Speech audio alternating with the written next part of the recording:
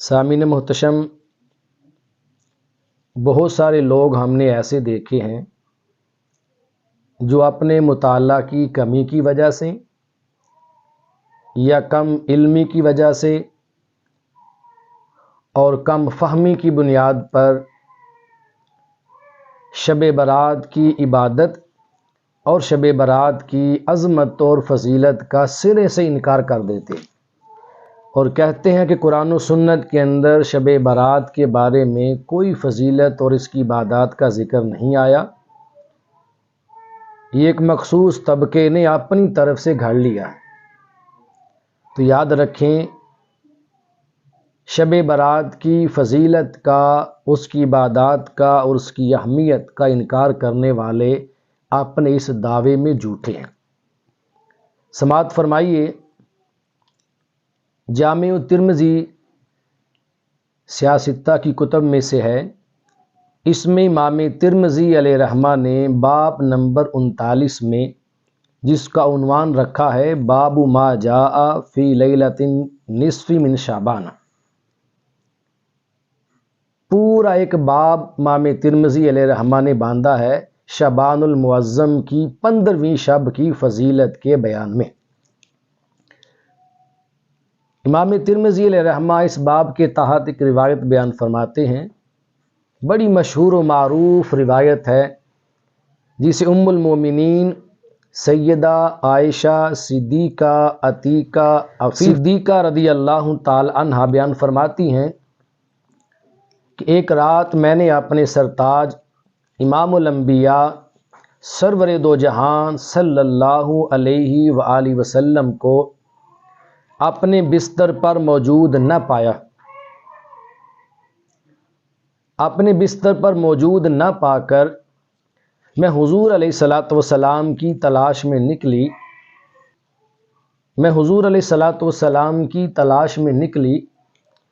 تلاش کرتے کرتے جنت البقیع تک پہنچ گئی۔ میں نے حضور علیہ الصلاۃ والسلام کو جنت البقیع میں پایا۔ آقا دو جہاں صلی اللہ علیہ وسلم جنت البقیع میں موجود ہیں، رب کائنات کی بارگاہ میں ہاتھ اٹھا کے دعا فرما رہے ہیں۔ جب حضور علیہ الصلاۃ والسلام نے ام المومنین سید عائشہ صدیقہ عتیقہ عفیفہ صدیقہ رضی اللہ تعالی عنہا کو وہاں دیکھا تو حضور علیہ الصلاۃ والسلام نے سید عائشہ صدیقہ رضی اللہ تعالی عنہا سے کیا فرمایا؟ میرے آقا نے فرمایا، عائشہ ان اللہ تعالی ینزل لیلۃ النصف من شعبان الی سماء الدنیا فیغفر لاکثر من عدد شعر غنم قلب۔ فرمایا عائشہ، بے شک اللہ تبارک و تعالی شعبان المعظم کی 15ویں شب کو آسمان دنیا پر نزول اجلال فرماتا ہے، اور نزول اجلال فرما کے رب کائنات کیا فرماتا ہے؟ ما فیغفر لاکثر من عدد شعر غنم قلب۔ رب کائنات اس مقدس اور عظیم رات میں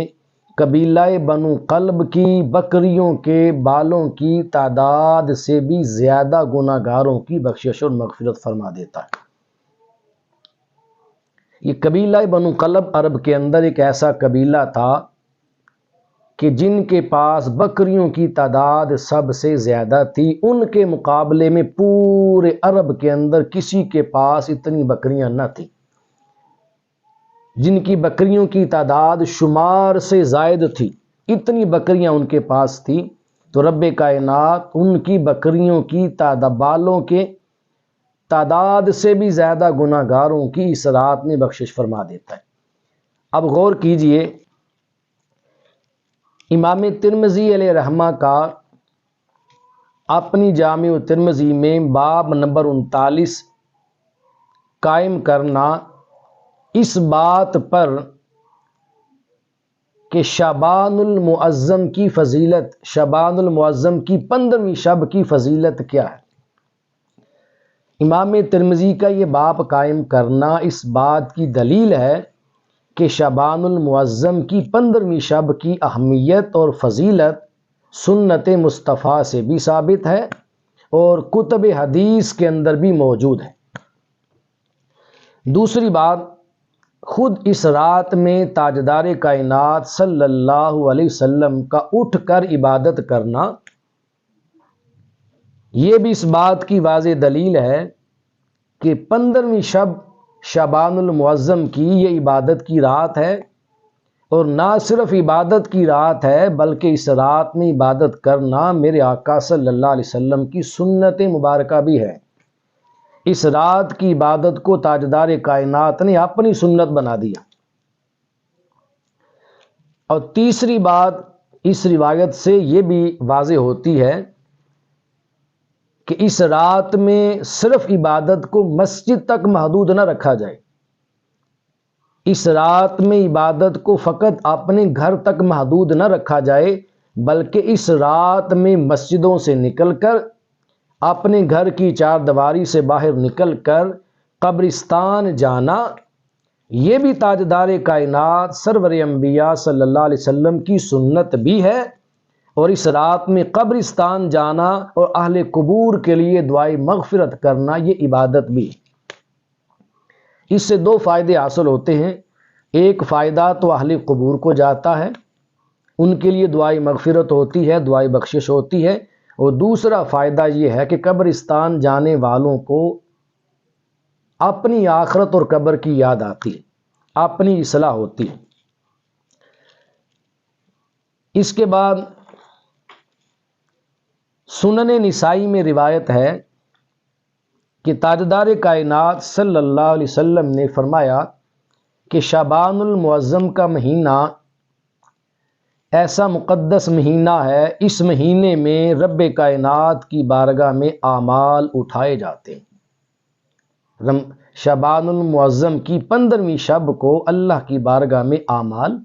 اٹھائے جاتے ہیں، اور حضور نے فرمایا میں اس مہینے میں مسلسل روزے اس لیے رکھتا ہوں تاکہ جب میرے اعمال میرے مولا کی بارگاہ میں اٹھیں اور میرے مولا کی بارگاہ میں میرے اعمال پہنچیں تو میں اس وقت حالت روزہ میں ہوں۔ اور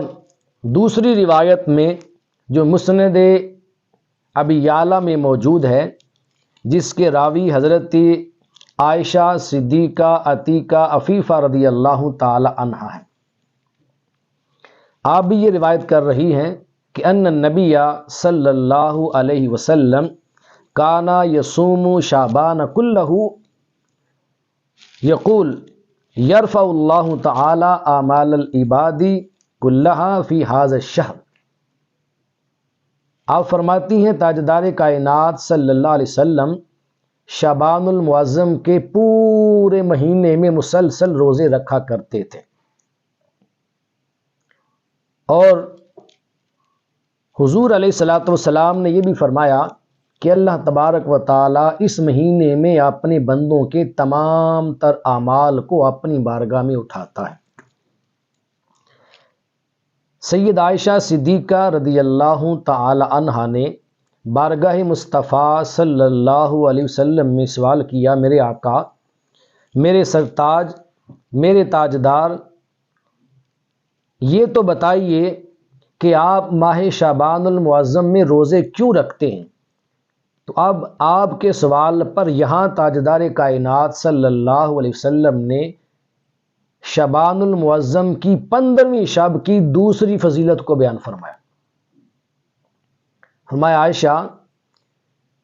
میں شعبان المعظم میں روزے اس لیے رکھتا ہوں کہ شعبان المعظم کی 15ویں شب کو ہر وہ بندہ جس نے اس رات سے لے کر آئندہ سال اس رات تک اس دنیا سے جانا ہے، مرنا ہے، رب کائنات اس کے بارے میں اس رات کو لکھ دیتا ہے۔ تو جب ہر بندے کا مرنا اور جینا اس رات میں لکھا جاتا ہے، میں پسند کرتا ہوں کہ جب میری اجل کے بارے میں لکھا جائے، جب میری موت کے بارے میں اس رات کو لکھا جائے، تو میں اپنے رب کے حضور اس کی بندگی اور اس کی عبادت میں ہوں اور حالت روزہ میں ہوں۔ اور امام ترمذی نے ایک مقام پر اور حضرت انس بن مالک رضی اللہ تعالی عنہ سے روایت کی ہے۔ حضرت انس بن مالک رضی اللہ تعالی عنہ فرماتے ہیں کہ آقا دو جہاں صلی اللہ علیہ وسلم نے فرمایا افضل الصوم بعد رمضان شعبان لتعظیم رمضان، میں رمضان المبارک کے روزوں کے بعد سب سے افضل ترین روزے شعبان المعظم کے ہیں۔ میرے آقا نے اس کی وجہ بھی بیان فرمائی کہ شعبان المعظم کے روزے رمضان کے روزوں کے بعد سب سے افضل کیوں ہیں؟ فرمایا لتعظیم رمضان، شعبان کے روزے افضل ہیں تعظیم رمضان کی بنا پر، رمضان المبارک کی تعظیم کی وجہ سے۔ تو آپ نے دیکھا حدیث مبارکہ سے ہم نے آپ کے سامنے جامع ترمذی سے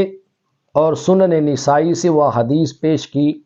جن احادیث میں شب برات اور شعبان المعظم کی فضیلت کے بارے میں خود تاجدار کائنات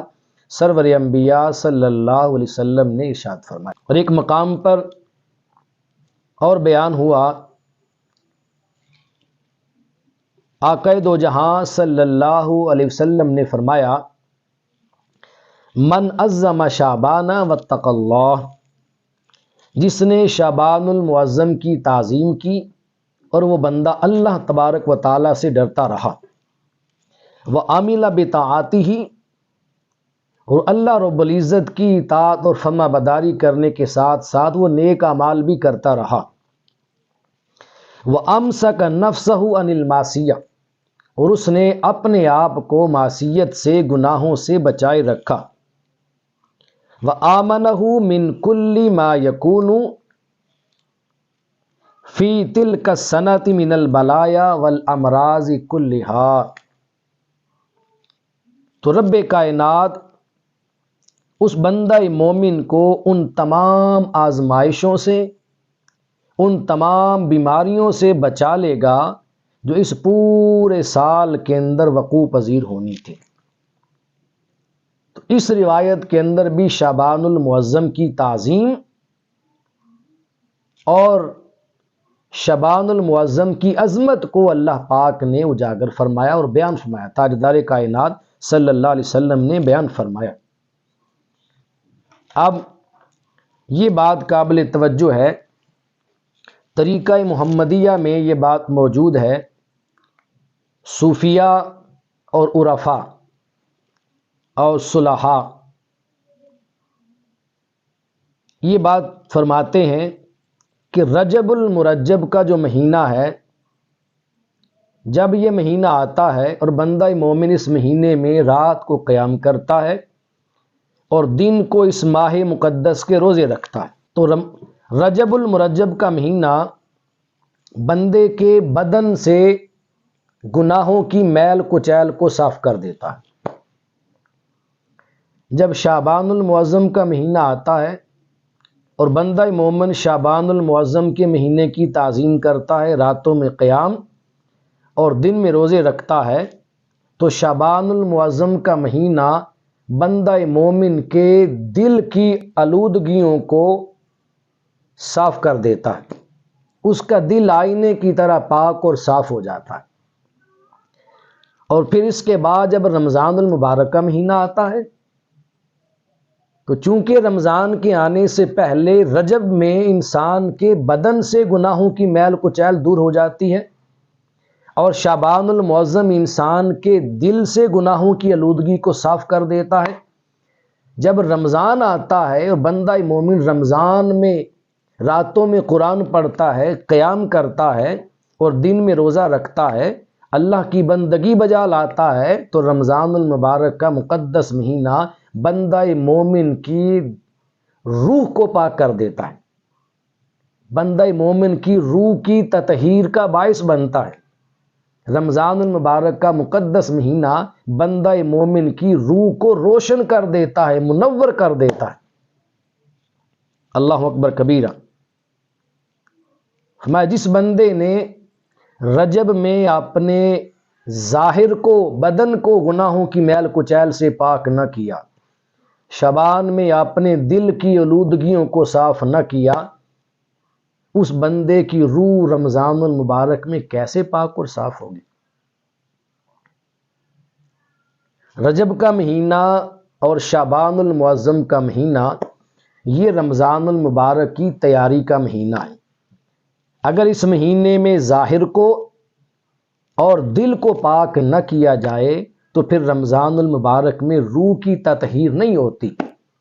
پھر وہی اعتراض، وہی سوالات، وہی شکایات ہر بندے کی زبان پہ ہوتی ہیں کہ رمضان میں شیطان تو قید ہوتا ہے، اس کے باوجود ہم سے گناہ سرزد کیوں ہوتے ہیں؟ بندہ خدا، گناہ سرزد کیوں نہ ہو جب تم نے رمضان المبارک کے آنے سے پہلے اس ماہ مقدس کی کوئی تیاری نہیں کی، نہ رجب کے اندر نہ شعبان کے اندر۔ جب بندہ مومن رجب اور شعبان میں اپنے ظاہر اور باطن کو گناہوں کی میل کچیل سے پاک کر لیتا ہے، رمضان المبارک میں انسان کی روح کی تطہیر ہو جاتی ہے، پھر جب لیلۃ القدر آتی ہے تو لیلۃ القدر کے اندر بندہ مومن کو اپنے رب کا قرب نصیب ہوتا ہے۔ قرب خداوندی پانے کے لیے بڑے منازل طے کرنے پڑتے ہیں۔ رب کائنات ہم سب کو صحیح معنوں میں شعبان المعظم کی تعظیم کر کے شعبان المعظم کی 15ویں شب میں اپنے رب کے حضور گڑ گڑا کر، آہو زاری کر کے، آہو بکا کر کے، گریہ زاری کے آنسو اپنے رب کے حضور بہا کر اپنے گناہوں کی بخشش اور مغفرت طلب کرنے کی اللہ ہمیں یہ توفیق اور سعادت نصیب فرمائے۔